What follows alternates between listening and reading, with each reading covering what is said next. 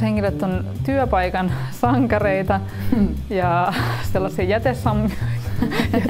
Luottamushenkilöille voi mennä sanomaan, jos kohtaa jonkinlaisen ongelman tai vaikka ihan vaan tarkistuttamaan jotain asioita, että onko tämä ja tämä kunnossa, että ei sen tarvitse olla sen suurempi asia. Sehän oikeasti menee niin, että luottamushenkilö on sun työkaveri, joka tekee niitä samoja duuneja ja tietää täsmälleen, mistä sä puhut, mutta sitten hänellä on myöskin ymmärrystä sellaisista asioista, mistä sulla ei välttämättä ole, ja sitten sä voit kysyä apua. Ja aika usein sitä myöskin saa. Luottamushenkilö, niin siinähän on se tärkeä se sana, se luottamus, että hänellähän on vaitiolovelvollisuus, että ei hän selitä niitä juttuja kenellekään ulkopuoliselle, että hänen pitää olla tosi luotettava. Suosittelen kaikille lämpimästi tutustumaan oman työpaikan luottamushenkilöön.